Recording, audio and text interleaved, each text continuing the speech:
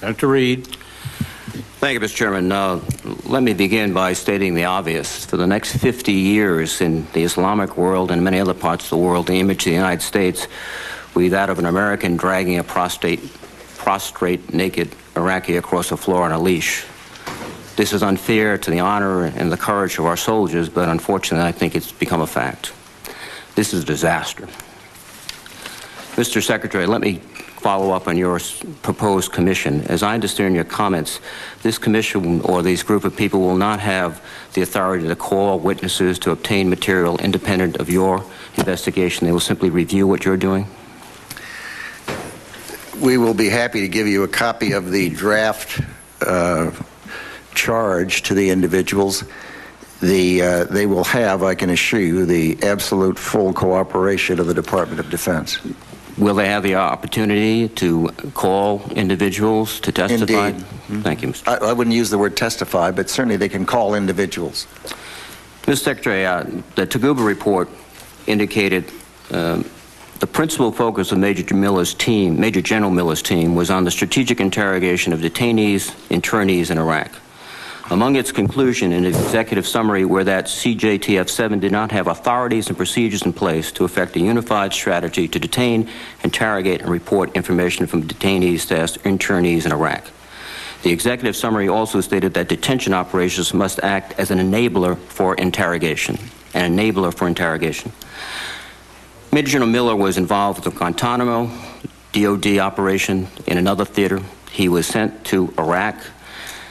I don't think Major Generals in the United States Army make up policies about strategic interrogation of detainees unless they've coordinated and communicated to the higher headquarters. Did you ever see, approve, or encourage this policy of enabling for interrogation? Did Secretary Cambone ever see, approve, or encourage this policy at either facility? I don't recall that policy came to me for approval. I think that what we knew from the beginning since September 11th is that we had three issues with respect to people that were detained. One issue was to get them off the street so they can't kill again more innocent men, women, and children and keep them off. A second was the question of criminal prosecution for wrongdoing. And the third was to interrogate and see if additional information could be found that could prevent future terrorist acts against our country or our forces or our friends and allies. So all of those things have been part since the beginning. They're different functions, as you point out. Is that Secretary Cambone's view too? Did he either see, approve, or encourage? He's behind you. Can he respond? Sure, can respond. Sir, the original. Would you identify yourself for the record, please? Yes, sir. My name is Steve Cambone. I'm the Undersecretary for Intelligence, Senator.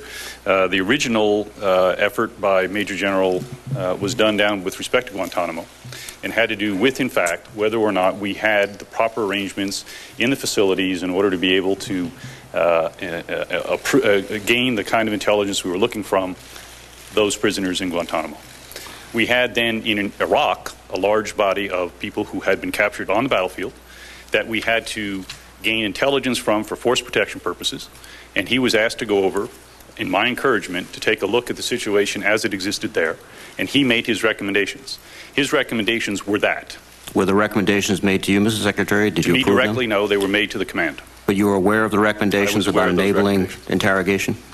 Excuse me, sir? You were aware of those recommendations? I was aware that he went over, made the recommendation that we get a better coordination between those who are being held and those who are being interrogated. Were you aware that a specific recommendation was to use military police to enable in the interrogation process? In that precise language, no, but I knew that we were trying to get to the point where we were assuring that when they were in the general population, those that were under confinement were not undermining the interrogation process. So this was Major General Miller's own policy? No, sir, it was not a policy. It was a recommendation that he made to the command. And so General Sanchez adopted this policy, making it a policy of the United States Army and the Department of Defense, without consultation with you in a specific detail. I don't think that's the proper rendering of it.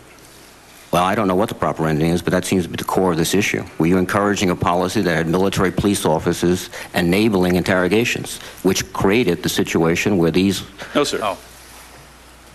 May I comment? I think that it is probably best put this way.